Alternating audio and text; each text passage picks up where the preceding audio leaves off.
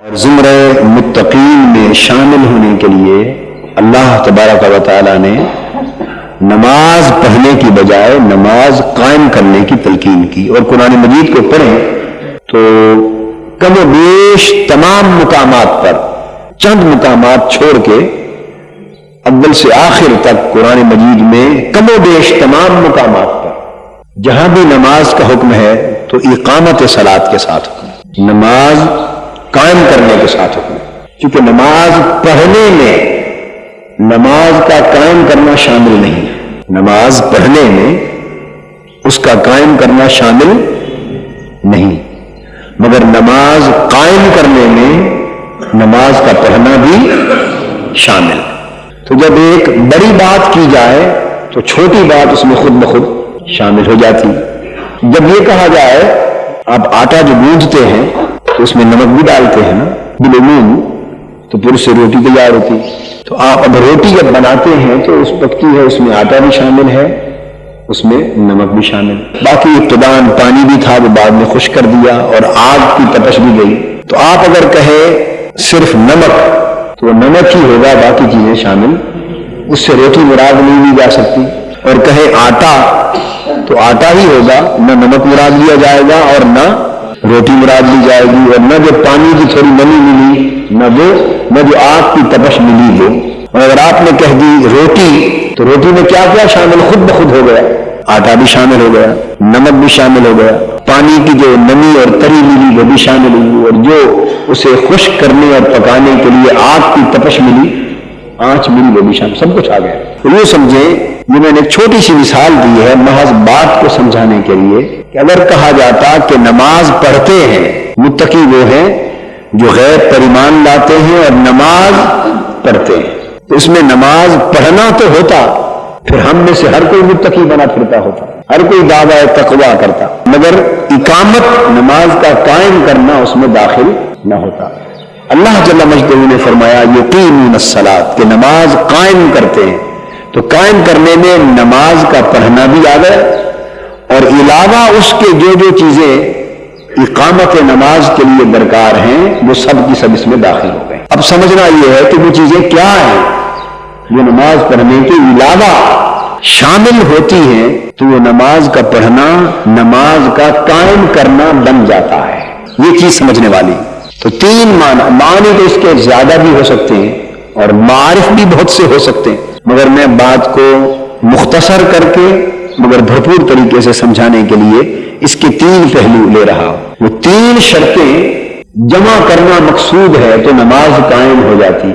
دو شرطوں کا تعلق فرد کی ذاتی زندگی سے ہے نماز کے حوالے سے، اور ایک شرط کا تعلق تنہا فرد سے نہیں پورے معاشرے سے ہے. پہلی چیز جس کا تعلق ایک فرد کی ذات سے، وہ نماز پڑھنے اور نماز قائم کرنے میں فرق یہ ہے کہ نماز تو اگر ایک پڑھ لی، دو پڑھ لی، ایک دن پوری نمازیں پڑھ لی، 2 دن پڑھ لی، پھر کچھ چھوڑ دی، پھر پڑھ لی، پھر چھوڑ دی، پھر پڑھ لی، پھر چھوڑ دی، تو نماز پڑھنا تو ہو گیا، مگر پڑھنے کے ساتھ ساتھ نماز کا چھوڑنا بھی ہوا. تو اس کا پہلا مفہوم تو یہ ہے یقیمون الصلاۃ، کے نماز جو پڑھتے ہیں وہ پوری استقامت اور مداومت کے ساتھ پڑھتے ہیں.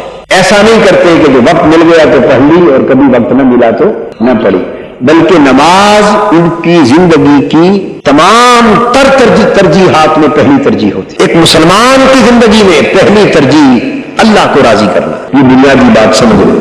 آپ کے پاس محدود وقت ہے، اب آپ نے ترجیحات مقرر کرنی ہے، تو سن لو کہ ایک مسلمان کی زندگی کی پہلی ترجیح کیا ہے؟ اللہ کو راضی کرنا.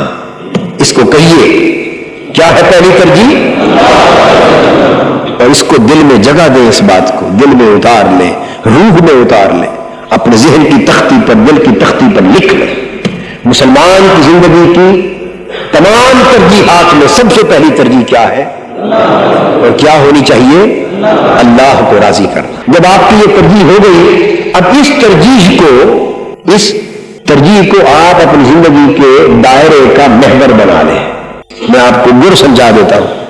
آپ کی زندگی کی مصروفیات اور مشاغل اور معمولات وہ ایک دائرے کی مانند ہے. کیسے ہے؟ ایک دائرہ. تو جب آپ دائرہ کھینچتے ہیں پرکار سے تو ایک مرکز ہوتا ہے کہ نہیں؟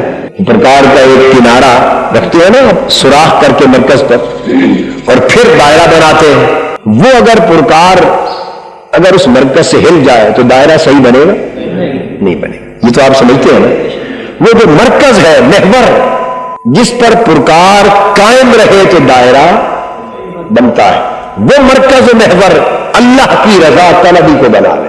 اللہ کی رضا طلبی، بولیے اللہ کی رضا، ورضوان من اللہ اکبر۔ یہ قرآن مجید مرکز محور کا بیان کر رہا ہے کہ تم سمجھتے ہو کہ فلاں کام بڑا ہے، کوئی سمجھتا ہے فلاں کام بڑا ہے، کوئی سمجھتا ہے فلاں مصروفیت بڑی ہے۔ قرآن مجید فرما رہا ہے یہ تمہارے سارے وہم باطل ہیں، خیالات ناقص ہے۔ اللہ فرماتے اگر مجھ سے پوچھو کہ سب سے بڑا کام کیا ہے تو تمہیں اللہ کو راضی کرنا، ورضوان من اللہ اکبر، اللہ کی رضا کو حاصل کر لینا یہ سب سے بڑی شے ہے، یہ سب سے بڑا کام ہے۔ جب اللہ کی رضا طلبی اور رضا جوئی یہ سب سے بڑا کام ہوا تو زندگی کے دائرے کا مرکز و محور اس کو بنا لے۔ جب اللہ کی رضا طلبی اور اللہ کی رضا جوئی آپ کے دائرہ حیات کا مرکز و محور بن گیا، اب کیا ہوگا؟ اب آپ کی زندگی کی ساری مصروفیات اور آپ کے اوقات کی ساری تقسیم اللہ کی رضا کے تصور کے ارد گرد گھومے گی۔ تو جو فرائض ہیں وہ پہلے آئیں گے، واجبات ہیں اس کے بعد آئیں گے، سنتیں ہیں اس کے بعد آئیں گی، نوافل ہیں، مستحبات ہیں اس کے بعد آئیں گے، جو جائز مباح امور ہے پھر اس کے بعد آئیں گے۔ یہ تقسیم عبادات اور مذہب کے معاملات میں بھی ہے اور یہی تقسیم معاملات اور دنیا کے معاملات میں بھی ہے، یہ تقسیم ہر ایک میں۔ تو اس اعتبار سے جب ہم دیکھتے ہیں تو نماز پڑھنا کلمہ کے بعد، توحید اور رسالت کی شہادت کے بعد سب سے پہلا فریضہ نماز کی ادائیگی، نماز کی ادائیگی۔ تو اندازہ کر لیں کہ جب ایمان کے بعد قرآن مجید نے کہا الذین یؤمنون بالغیب ویقیمون الصلاۃ، ایمان کے بعد یعنی مومن ہونے کے بعد عمل کی دنیا میں سب سے پہلا قدم اقامت صلاۃ سے اٹھایا جا رہا ہے۔ تو اللہ رب العزت نے سب سے پہلی ترجیح کس کو بیان کیا؟ نماز کو قائم کرنا۔ تو پہلی ترجیح نماز کا قائم کرنا، اور اس کا مطلب یہ ہوا کہ تمہاری زندگی کی کوئی ترجیح نماز قائم کرنے کا پہلا معنی، تمہاری زندگی کی، تمہاری مصروفیات کی، تمہارے مشاغل حیات کی کوئی ایک ترجیح بھی نماز کی ترجیح سے ٹکرانے نہ پائے۔ نماز مقدم، نماز مقدم۔ وقت کا دامن اللہ نے آپ کو دیا ہے کہ یہ نماز اس وقت سے لے کے اس وقت تک آپ ادا کر سکتے ہیں، وہ قضا نہیں ہوتی۔ باقی ترجیحات اور معاملات کو آپ اس وقت کے دامن میں ایڈجسٹ کر سکتے ہیں، مگر یہ کہ کوئی ترجیح نماز کی ترجیح سے متصادم ہو اور نماز رہ جائے اور کوئی اور کام ہو جائے، اسے اسلام اور ایمان گوارا نہیں کر سکتا۔ اسلام اسے گوارا، تو آپ نے گویا پہلی سیڑھی بھی چڑھنے سے انکار کر دیا، پہلی سیڑھی بھی چڑھنے سے پھر آگے کامیابی کی منزل تک انسان کیسے پہنچے گا؟ تو اقامت صلاۃ کا پہلا معنی یہ تھا کہ نماز پڑھیں اور یوں پڑھیں کہ نماز آپ کی زندگی کا جزو لا ينفک ہو جائے۔ کوئی اور کام زندگی کا چھوٹتا ہے تو چھوٹ جائے، مگر نماز چھوٹنا ناممکن ہو جائے۔ مداومت ہو، استقامت ہو، استقامت علی الصلاۃ، مداومت فی الصلاۃ۔ قرآن مجید نے کہا محافظت، حافظوا علی الصلوات والصلاۃ الوسطی، اپنی نمازوں پر محافظت کرو۔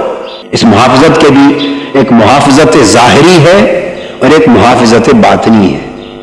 تو میں عرض کر رہا تھا کہ محافظت ظاہری کا مفہوم یہ ہے کہ نماز اس طرح ادا ہو کہ کسی زندگی کی بڑی سے بڑی مصروفیت سے بھی متصادم ہو تو تب بھی نماز چھوٹنے نہ پائے، باقی ہر کام کو ثانوی حیثیت دے دیں مگر نماز کی ادائیگی اولی حیثیت میں رہے۔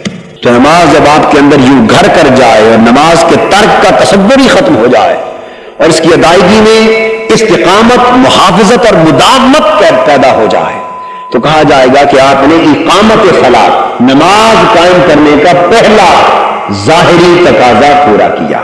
تو اللہ تبارک و تعالیٰ نے تقویٰ کی علامتوں میں سے ایمان بالغیب کے بعد اقامت صلاۃ کو دوسری علامت کہا اور اس دوسری علامت کے میں نے عرض کیا 3 مفہوم دیں گے. ان میں سے پہلا مفہوم یہ ہوا کہ ظاہراً جو نماز کا ادا کرنا ہے اپنے وقت پر، اس نماز کی ادائیگی میں کبھی کسی قیمت پر بھی کوتاہی نہ ہونی چاہیے. حتیٰ کہ جب جہاد ہو رہا ہو، کیا حالت جنگ میں بھی نماز ترک کرنے کی اجازت نہیں دی. صلاۃ کو صلاۃ الخوف کی شکل دے دی. حالت جنگ میں بھی نماز ترک کرنے کی اجازت نہیں دی. کچھ لوگ محاذ پر لڑتے رہے، کچھ لوگ آ کے پڑھ لیں، آج ہی پڑھ لیں 1 رکعت، وہ پھر واپس محاذ جنگ کو چلے جائیں، دوسرے آ کے 1 رکعت پڑھ لیں، پھر وہ چلے جائیں، پھر وہ آ کے مکمل کریں، پھر وہ جائیں اور دوسرے آ کے مکمل کریں. آپ اندازہ کر لیں اللہ جل مجدہ نے وقت اور حالات کی نزاکت اور سنگینی کے پیش نظر نماز کی ادائیگی کے حصے کو جدا جدا کر دیے. ایک نیا نظام، ایک نئی شکل ادائیگی یہ نماز کی تو عطا کر دی، مگر ترک نماز گوارا نہیں کی. ادھر دشمن کے گولے، ادھر جنگ ہو رہی ہے، ادھر نماز ہو رہی ہے، تو دونوں کو ایڈجسٹمنٹ ان میں کر لی کہ تاکہ نہ وہ کام رکے اور نہ یہ کام رکے. کیوں کہ وہ محاذ ظاہری دشمن کے خلاف ہے اور نماز والا محاذ باطنی دشمن کے خلاف ہے، وہ کافر کے خلاف ہے، یہ محاذ شیطان کے خلاف ہے. اور شیطان کے خلاف یہ محاذ کیسے بنے گا؟ یہ جو اقامت صلاۃ کا دوسرا معنی عرض کروں گا نا، باطنی محافظت کا، اس سے بات کی سمجھ آئے گی. تو آج یہ بات طے ہوئی کہ اقامت صلاۃ کے باب میں نماز ترک ہو جانے کا تصور زندگی سے ترک ہو جانا چاہیے. یہ میں توقع نہیں کرتا کہ ہمارے وابستگان ہو اور ان میں ترک صلاۃ کا رجحان ہو، مگر یہ تلقین کرنا اور بار بار تلقین کرنا میرا فرض ہے.